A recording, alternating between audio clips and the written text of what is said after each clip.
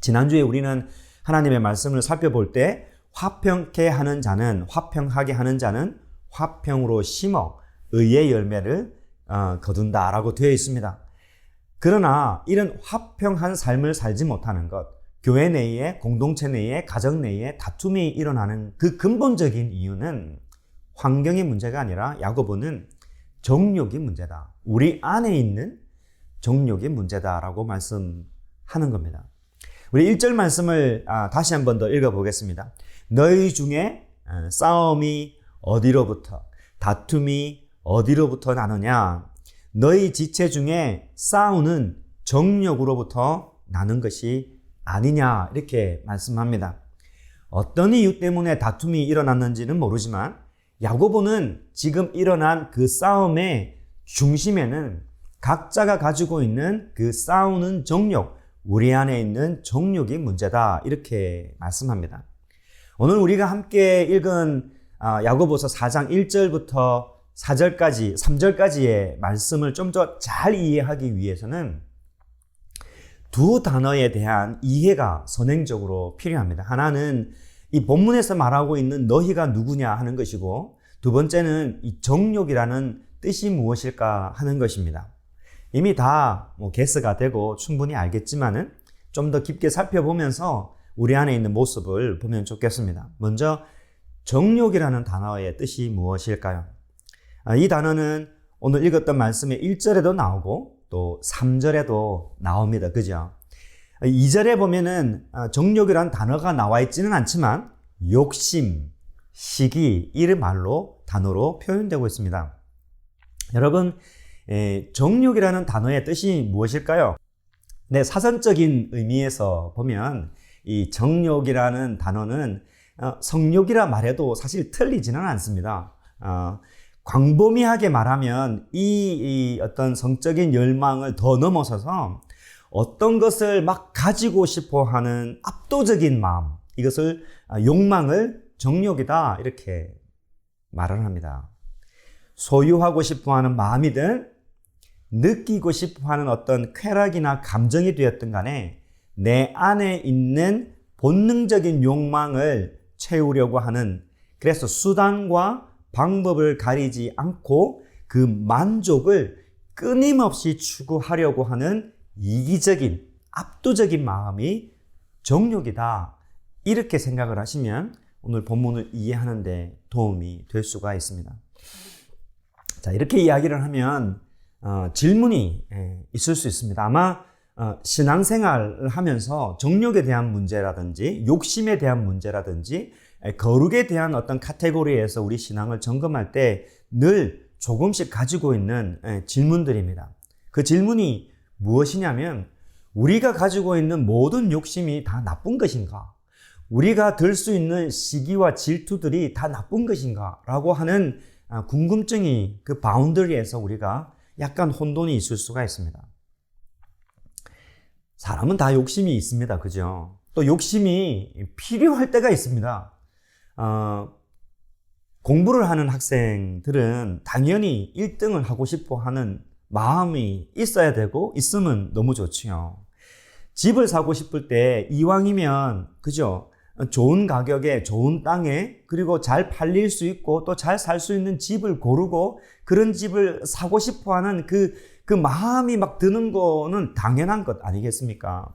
남자들이 시계를 사고 차를 사고 싶어 할 때 이왕이면은, 그죠? 이왕이면은 같은 돈이면 좀 더 줘서라도 좋은 차를 타고 싶고 만족을 좀 하고 싶어 하는 마음이 있다면 그게 나쁜 것일까요? 그리고 그게 오늘 야고보가 이야기하는 정욕의 카테고리에 포함되는 것일까요?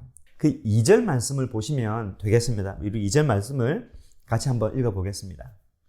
너희는 욕심을 내어도 얻지 못하여, 다른 한글 버전에 보면 못하면 이렇게 되어 있습니다.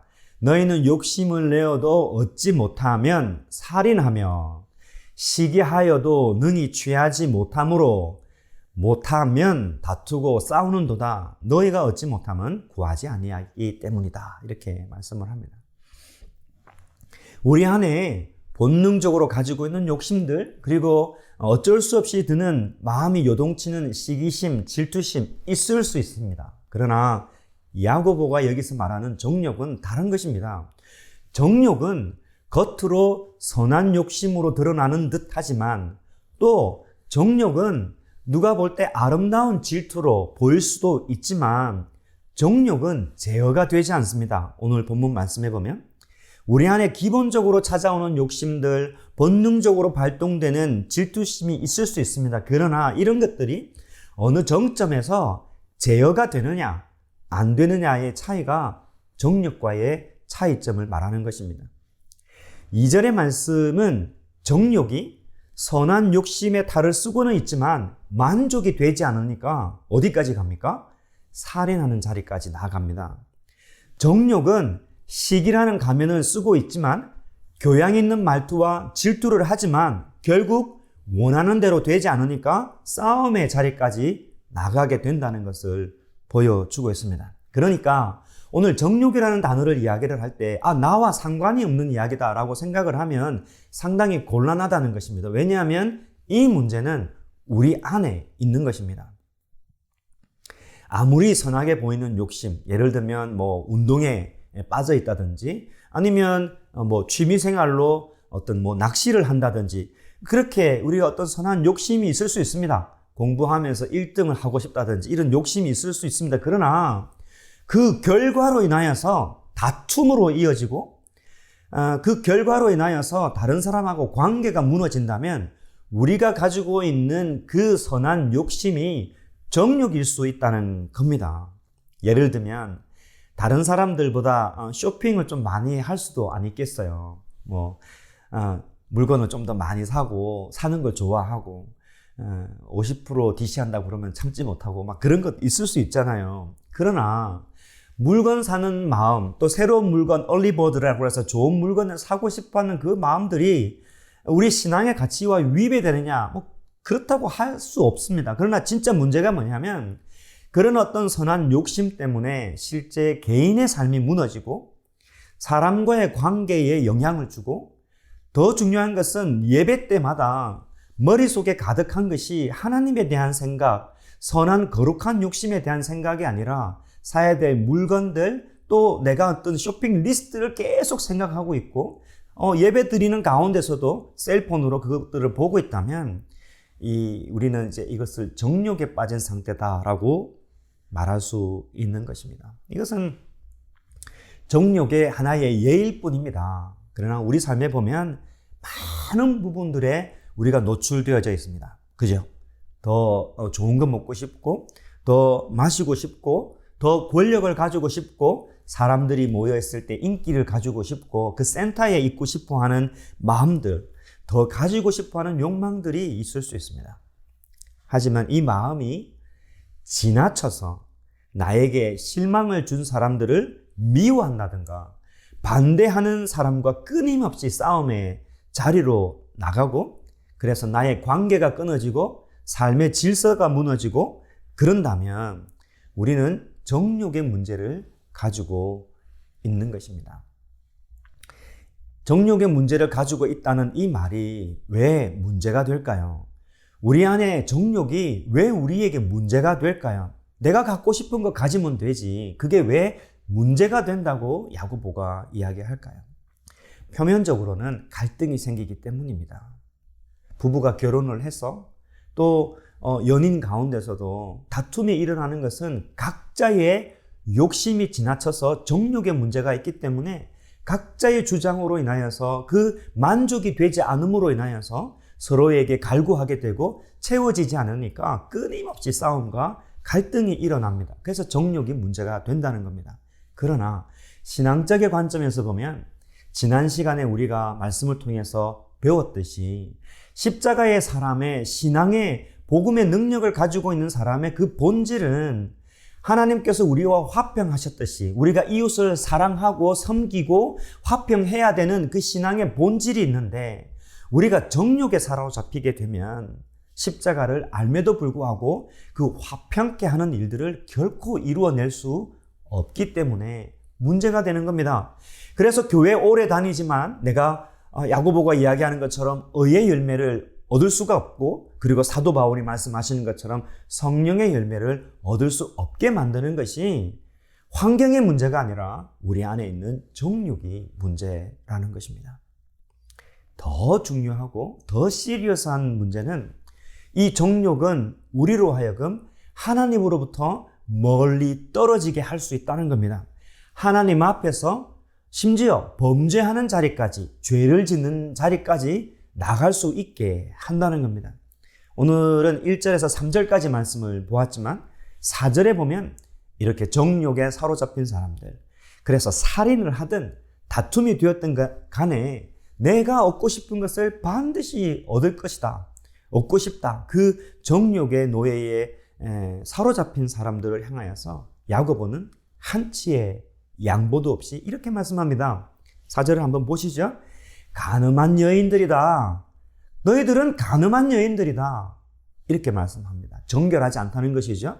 그리고 세상과 버치된 사람이다. 이런 말씀을 하고 하나님과 스스로 원수가 되는 자리까지 나간 사람들이다 라고 단호하게 이야기하고 있습니다. 그러니까 우리 안에 있는 정욕이 얼마나 큰 문제가 되는지를 이야기하고 있습니다. 특별히 오늘 제가 시작하면서 오늘 본문을 잘 이해하려면 두 단어를 알아야 된다고 했죠. 정욕의 문제를 살펴보았는데 한 가지 남은 단어는 오늘 본문에서 또 4장 내에서 계속 이야기하고 있는 그 너희라는 단어가 누구를 지칭하느냐는 겁니다. 여기서 말하는 너희는 과연 누굴까요? 네, 놀랍게도 예수님 믿는 사람을 말합니다. 싸움이 났고 분쟁이 일어나고 서로 살인할 듯한 마음을 가지고 다툼이 일어났던 이 초대교회의 현상을 보고 있으면은 우리가 흔히 뉴스로 보고 있는 세상과 뭐가 다르겠습니까? 그러나 놀랍게도 이 문제는 예수님 믿는 사람들 속에서 일어났다는 사실입니다. 예수 그리스도를 영광의 주로 고백한 사람, 그래서 부활의 주님을 믿는 사람, 나는 죽었지만 주 안에서 다시 살아나서 십자가의 영광으로 말미암아 저 하늘나라의 영광스러움을 보는 사람, 그걸 고백한 사람들입니다.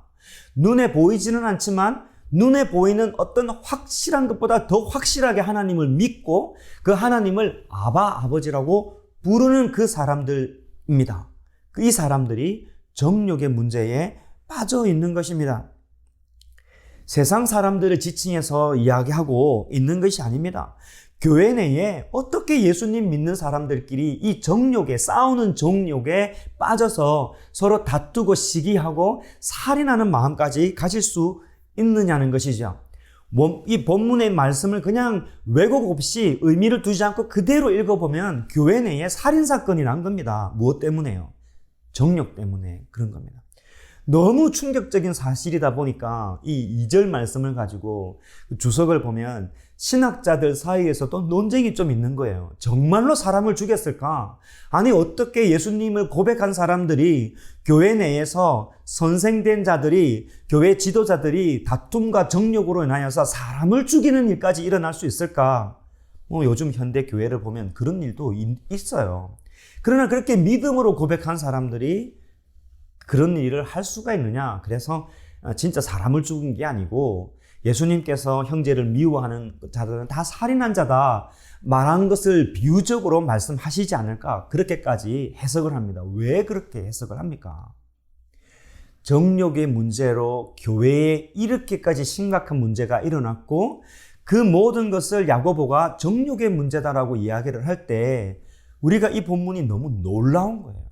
과연 이런 일들이 우리 가운데 일어날 수 있느냐? 대답은 일어날 수 있다는 겁니다. 여러분, 앞으로 쭉 야고보서 4장을 볼 터인데요. 여러분, 4장을 쭉 보면서 그 흐름 속에서 잊지 말아야 될 하나의 perspective, 관점, 하나의 생각은 이 정욕의 문제는 다른 사람의 이야기가 아니라는 것입니다. 이 정욕의 문제는 우리처럼 예수 그리스도를 주로 고백하는 우리 안에서 일어날 수 있는 문제라는 겁니다. 기억하십시오. 정욕의 문제는 내가 예수님을 구주로 영접하는 그 순간에 자연스럽게 우리 안에서 떠나는 것들이 아닙니다. 더 더 깊게, 더 강하게 우리 가운데 자리 잡고 꽈리를 틀고 혀를 낼림거리면서 우리를 끊임없이 괴롭히는 것, 이기심, 탐욕적인 마음, 그 원죄의 그 타락한 마음들을 끊임없이 우리에게 자극하는 것이 종료인 겁니다. 그래서 사도 바울이 하는 말을 한번 들어보십시오.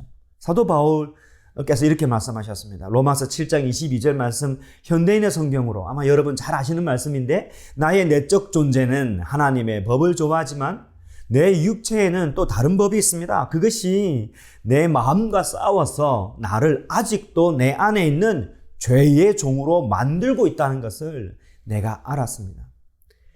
믿음을 추구하는 사람들은 자기 자신 안에 십자가의 능력뿐만 아니라 꿈틀거리고 있는 그 이기적인 탐욕의 정욕이 있다는 것을 너무 잘 알고 있고, 그 힘이 얼마나 강한지 뚜렷이 보고 있는 것입니다. 그래서 사도 바울이 어떻게 고백합니까? 나는 얼마나 비참한 사람인가요? 누가 이 죽음의 몸에서 나를 구해내겠습니까?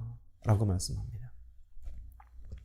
예수님 믿고도 성도 여러분, 정욕은 여전히 우리 안에 자리 잡고 우리를 끌어당기려고 합니다. 우리의 관계를 무너뜨리고 하나님으로부터 멀어지도록 끊임없이 우리를 유혹합니다. 더 큰 거, 더 좋은 거, 더 화려한 거, 더 좋은 기능을 가진 거, 그런 거 사도록, 그런 거 가지도록 계속 부추깁니다. 그런 게 잘못되었을까요? 그러나 그런 마음 때문에 우리 마음에서 하나님의 마음을 뺏어 가는 것입니다. 절제가 되지 않아요. 내 마음과 영이 거기에 다 빠지는 것입니다. 예배 시간에도 끊임없이 속삭이는 SNS의 그 메시지에 귀를 기울여야 되고, 누가 소리만 나면 그 눈과 마음에 그게 순간적으로 다 빠지는 일들이 요즘 우리들에게 일어나는 것입니다. 하나님을 찬양하면서도 머릿속에 사야 될 것, 또 처리해야 될 것, 가져야 될 것을 끊임없이 생각을 한다면, 야고보의 말씀대로 우리는 정욕에 문제가 있는 겁니다. 정욕에 사로잡힌 상태입니다. 기억하십시오. 세상은 우리의 이런 약점을 너무 잘 알고 있습니다. 우리에게 정욕에 문제가 있다는 것을 마귀는 너무 잘 알고 있습니다. 자본주의에서 돈 없이 산다는 게 그게 가능하겠습니까? 그 돈으로 우리의 욕망을 얼마나 자극하는지 모릅니다. 머리끝부터 발끝까지, 겉에서부터 아무도 보지 않는 내 안에 있는 속옷까지도 욕망으로 다 채우려고 하는 것이 요즘 자본주의의 세상입니다. 온갖의 모양으로 우리의 정욕을 끊임없이 자극하는 것이 우리가 살아가는 세상입니다. 씨 뿌리는 비유를 한번 기억하셨으면 좋겠습니다. 이렇게 정욕에 사로잡혀 있는, 정욕에 문제가 있는 사람들을 향하여서 예수님은 가시 덤불 속에 떨어진 씨와 같은 사람이다 라고 비유로 말씀해 주셨습니다. 누가복음 8장 14절 말씀에 보면, 또 가시 덤불 속에 뿌려진 떨어진 씨는 말씀을 듣지만 살아가는 동안에 세상의 걱정과 재물에 얽매이고 쾌락에 빠져 말씀대로 생활하지 못하는 사람이다. 그렇게 말씀합니다. 네, 정욕은 자기 자신만, 자기 욕구만 추구하는 그런 정욕은 우리에게서 십자가의 감동을 빼앗아갑니다. 정욕은 하나님의 말씀을 듣지 못하도록 합니다. 정욕은 우리 길을 닫도록 합니다. 세상에 대한 걱정과 쾌락에 빠진 경우, 빠진 정욕은 영적인 삶은 그게 왜 그렇게 중요하냐라고 끊임없이 우리에게 속삭입니다. 우리가 진짜 조심해야 될 게 뭘까요? 자나깨나 불조심, 이게 중요한 게 아닙니다. 진짜 중요한 것은 아차하는 순간에 내가 이 정욕의 문제에 빠지지 않을까라고 심각하게 고민을 해야 합니다. 때문에 날마다 예수님 바라보고 날마다 십자가를 바라보는 그 거룩한 욕망이 우리 안에, 우리의 육체의 욕망을 사로잡도록 우리가 노력하고 기도하고 말씀을 보고 애를 써야 합니다. 예수님 믿는데도 정욕에 사로잡혀서 십자가의 능력을 잃어버린 사람이 될 수 있다고 오늘 본문은 경고를 하고 있습니다. 이 경고를 마음에 깊이 새겼으면 좋겠습니다. 한때 십자가의 사랑을 그렇게 경험했는데, 십자가 앞에서 눈물 흘리고 자복했는데 어떻게 하나님과 한순간에 원수되는 자리까지 나갈 수 있느냐? 야고보는 그럴 위험이 있다라고 말씀해 주고 있는 겁니다. 다시 한번 1절 말씀으로 우리가 한번 들어가 보겠습니다. 그 1절 말씀 마치 타임머신을 타고 오늘 4장 1절 말씀으로 이렇게 한번 들어가 봅시다. 교회 내에는 지금 무슨 문제로 인해서 싸웠는지는 모르겠지만 그게 직분 자리를 두고 싸웠는지 아니면 교회 내에 어떤 정치적인 문제가 있었는지 당파 싸움을 하는지 인기의 문제인지 권력의 문제인지 재산의 문제인지 알 수는 없었지만 지금 막강한 싸움, 전투와 같은 전쟁과 같은 싸움이 벌어졌습니다. 교회 내에 신실한 직분자들끼리 하나님을 신실로 고백하는 사람, 신실하게 고백하는 사람들이 다 모여서 있지만은 다툼과 싸움이 일어난 겁니다. 여러분이 그 옆에 살짝 가셔서 하나님 믿으십니까? 예수님 믿으십니까? 물어보십시오. 네, 아멘하고 다 이야기합니다. 어느 누가 나는 지금 정욕에 사로잡혀서 예수님을 믿지 않고 있습니다라고 말한 사람이 누가 있습니까? 예수님을 믿는 가운데서도 정욕의 문제가 일어났을 때는 우리의 삶과 교회와 공동체와 우리의 관계를 다 깨뜨린다는 것을 여러분 기억하셨으면 좋겠습니다. 사랑하는 성도 여러분, 그리고 이 자리에 앉아있는 우리 청소년 친구 여러분, 저는 정말 여러분을 사랑합니다. 지금까지 3년, 4년 지나오면서 예배를 한 번도 빠지지 아니하고 끝까지 예배의 자리를 지키는 여러분의 모습을 정말 좋아합니다. 그러나 오늘 야고보의 말씀을 진짜 기억을 하십시오. 세상에 나갈 때가 옵니다. 대학에 들어가고 사회에 진출해 보십시오. 그리고 믿지 않는 사람들의 그 탐욕과 더불어서 싸워 보십시오. 정말 길거리에 앉아서 돈이 한번 없어 보십시오. 그리고 그 돈 때문에 비굴함을 한번 당해 보십시오. 출세와 성공과 잘 나가는 친구들과 끊임없이 당해서 스트레스를 한번 겪어 보십시오. 그 스트레스를 믿음으로 이겨나가지 못해서 세상에 주는 그 달콤한 관계, 세상에 주는 그 달콤한 음료, 세상에 주는 그 달콤한 것들에 취해서 그 쾌락에 한번 빠져보십시오. 습관에 양심에 의해서 주일 예배는 지키지만 내 마음과 생각은 모두 다 거기에 빠져 있는 것입니다. 이런 상태를 야고보는 정욕에 사로잡힌 상태라고 합니다. 한두 번 교회에 빠지게 되지요. 기도는 그냥 안 하게 되어 있습니다. 왜? 기도해도 안 된다는 것을 정욕이 끊임없이 속삭이기 때문에 그렇습니다. 내가 가지고 싶은 속도와 기도를 통해서 하나님의 채워주심을 기다리는 속도가 맞지 않는 거예요. 하나님이 있는지 없는지 의심하는 자리까지 결국 하나님의 부재를 생각하는 것까지 나가게 됩니다. 만족되지도 않는 그 만족을 위해서 끊임없이 달리는 기차에 탄 모습을 정욕에 빠진 상태다라고 말하게 됩니다.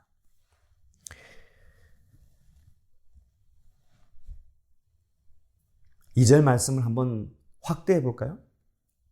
2절 말씀을 여러분 다시 보시면서 들어보십시오. 욕심을 내어도 얻지 못하면 어떻게 됐다고 했습니까? 네, 살인하게 되었다라고 말합니다. 그러면 이 정욕은 살인을 하게 되면 내 문제가 되는 환경이나 당사자를 죽이게 되면 이 문제가 해결이 됩니까? 아닙니다. 본문에는 나와 있지 않지만 확대 해석을 해보면 또다시 언젠가 어떤 자리에 가서 동일하게 누군가를 죽여야만 만족이 될 것 같은 착각에 빠지는 겁니다. 보십시오. 시기하고 질투하여서 그럼에도 불구하고 취하지 못하게 되면 다툼의 자리까지 나가게 된다고 합니다. 그렇게 한번 싸우고 나면 문제가 정말 해결이 됩니까? 세상은 그렇게 이야기하죠. 술 한번 먹고 싸우고 나오면 다 풀린다고. 그게 정말 풀리는 것입니까? 우리가 많이 경험했습니다. 부부들 사이에서도 한번 대판 싸우게 되면 그게 종착점이 아니에요. 다시 출발하는 출발점이 되는 것입니다. 그렇게 이기적인 욕망에 빠진 정욕은 우리를 하나님과 원수되는 자리까지 끝까지 몰아붙입니다. 여기에서 사실 벗어날 수 있는 방법은 딱 한 가지입니다. 내가 정욕의 문제에 빠졌을 때는 과감하게 뛰어내려야 합니다. 내가 정욕의 기차에 탔을 때는 뛰어내리는 방법밖에는 없습니다. 왜냐하면 가는 방향이 완전히 잘못되었기 때문에 그렇습니다. 때문에 우리가 운전할 때 가장 조심해야 될 게 뭐냐면 애초부터 정욕의 기차를 타지 않도록 하는 것이 아주 중요합니다. 야고보는 2절과 3절에서 우리가 정욕에 사로잡혀 잡히지 않는 방법, 또 정욕에서 우리 자신을 지키는 방법을 말씀하고 있는데 기도하는 것이다 라고 말씀을 하고 있습니다. 본문 말씀에 기도라는 단어가 나오고 있지는 않지만 여기서 말하는 구하다, 구하면 이 구하다라는 말이 기도의 다른 말입니다. 2절 말씀 뒷부분에 보면 너희가 얻지 못하면 구하지 아니하기 때문이요. 그리고 3절에 구하여도 받지 못함은 정욕으로 쓰려고 잘못 구하기 때문이다. 이렇게 말씀합니다. 이 말씀은 우리가 참 많이 듣고 인용하는 구절이지요. 이제 교회 다녀서 기도를 좀 배우고 그럴 때 조금 신앙의 연배에게 묻는 거죠. 하나님께 기도했는데 잘 채워지지 않더라. 그러면 꼭 신앙의 선배가 이 말씀을 통해서 하는 말이 이 말씀이에요. 정욕으로 구하면 하나님 들어주지 않는다. 이렇게 말씀을 하시죠. 저는 개인적으로 오늘 말씀을 묵상하고 설교 준비를 하면서 이 부분이 좀 많이 어려웠습니다. 왜 야고보는 얻지 못하면 살인하게 되고 얻지 못하면 다툼으로 이루어 나가게 되는데 왜 기도를 통해서 그것을 얻어야 된다고 다시 말씀을 하실까? 그 부분이 좀 이해가 되지 않았습니다. 잘 들어보십시오. 교회 내에 다툼이 생겼고 야고보는 그 본질의 문제가 너희 안에 있는 정욕의 문제라고 그랬고 2절 말씀에 와보면 그 정욕의 본질이 뭐냐면 더 얻고 싶고 더 취하고 싶고 더 가지고 싶어 하는 것이 정욕의 본질이다. 그 얻음이 되지 않기 때문에 결국은 살인하게 되고 내가 갖고 싶은 것을 갖지 못하기 때문에 결국 다툼까지 이루어난다라고 말씀을 하시면서 뒤에 자연스럽게 그 다음 나와야 되는 말씀은 내려놓아라. 그게 참 맞는 말씀인데 얻으려고 하는 욕망이 문제인데 야고보는 다시 기도를 통해서 얻어라 이런 말씀을 할까요? 그 말씀이 좀 이해가 되지 않았습니다. 더군다나 3절에 가보면은 너희들이 얻으려고 기도하고 구하고 그래도 얻지 못하면 정욕으로 사용하려고 하기 때문에 구하지 못한다. 이런 말씀을 합니다. 그냥 말씀 있는 그대로 우리가 해석을 하자면 차를 사서 복음 전도에 쓰겠다. 그러면 하나님이 차를 사주실 것이다. 이런 이야기들을 많이 하는데 이 본문에 나와 있는 이야기가 과연 그럴까 하는 것입니다. 솔직히 이 말씀을 있는 그대로 받아들이기가 참 어려웠습니다. 왜냐하면 우리 가운데 있는 얻으려고 하는 욕망, 정욕이 문제인데 왜 야고보는 그것을 포기해라 라고 하지 아니하고 그걸 진짜 얻으려면 기도해라 이렇게 말씀을 할까요? 교회 안에 욕망으로 일어난 큰 그림을 볼 때는 신앙의 내공이 아주 깊은 야고보가 기도의 능력을 말씀하시는 것 같아요. 그게 무슨 말이냐면 우리 가운데 갈등이 일어났어요. 부부 간에, 가정에, 교회 내에 당사자들끼리 10명이면 10명, 8명이면 8명이 각자의 정욕으로 싸우는 정욕으로 각자의 주장을 하는 거예요. 내가 옳다고. 부부 간에도 서로가 옳다고 막 이야기를 하면 다툼이 일어나면 야고보는 이 정욕으로 싸우게 되면 끝까지 가면은 같이 그게 해결되지 않는다. 기도를 통해서 하나님께 아뢰면 각자가 얻을 수 있는 것을 다 얻을 수 있는 그런 길이 열린다라고 기도의 비밀을 말씀하시는 것 같아요. 저는 이런 것을 많이 경험했습니다. 교회에 문제가 많잖아요. 그리고 가정 내에서도 갈등이 많잖아요. 그러면은 대부분 신앙의 연배가 있으신 분들, 내공이 있으신 분들, 깊이가 있으신 분들이 하나님께 작정하고 기도를 합시다 라고 이야기합니다. 야고보의 권면이 이런 말씀이시지 않을까요? 갈등이 일어나서 핏대가 서서 서로의 주장을 막 하고 있을 때 야고보가 기도합시다 라고 말하면 대부분 정욕에 사로잡힌 사람들은 말도 안 되는 소리를 좀 하지 말라고 라고 이야기를 합니다. 그러나 예수님 믿는 사람에게 우리의 모든 갈등 속에 있는 정욕을 잠재우는 가장 중요한 비결은 기도하는 일이다 라고 말씀을 하는 것 같습니다.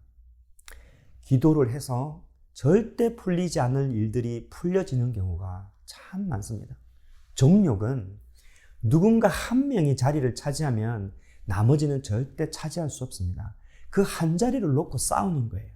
그러나 기도를 하면 신비한 능력이 일어나는데 각자가 원하는 것을 다 얻을 수 있는 만족감이 있는 결과로 해결이 되는 경우가 많고 그런 간증이 참 많습니다. 시편 기자의 기도를 한번 들어보십시오. 여호와는 나의 목자시니 내가 부족함이 없으리로다. 다시 한 번 더 말씀드릴까요? 여호와는 나의 목자시니 내가 부족함이 없으리로다. 여러분, 여기에 진심으로 아멘 하셔야 합니다.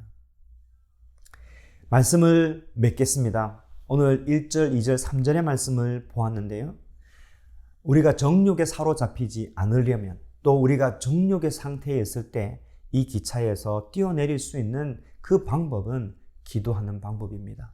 기도 안에서도 정욕적으로 기도하지 마십시오. 이거 가지고 싶다, 이거 가지고 싶다가 아니라 시편 기자처럼 감사의 고백을 하십시오. 하나님 감사합니다. 나의 생명을 지켜주셔서 감사하고, 나에게 이런 배우자를 주셔서 감사합니다. 예배 드릴 수 있도록 해주셔서 감사하고, 부족하지만 지켜주시고 지금까지 인도해 주신 것 감사합니다. 앞날에도 하나님께서 채워주실 거기 때문에 저는 감사합니다. 이런 감사의 마음이 있으면 우리가 정욕으로부터 벗어나고 우리가 정욕을 다스릴 수 있는 화평케 하는 자의 삶을 살 수 있을 것이라고 믿습니다. 이런 축복이 여러분 가운데 있기를 주의 이름으로 축복합니다. 아멘.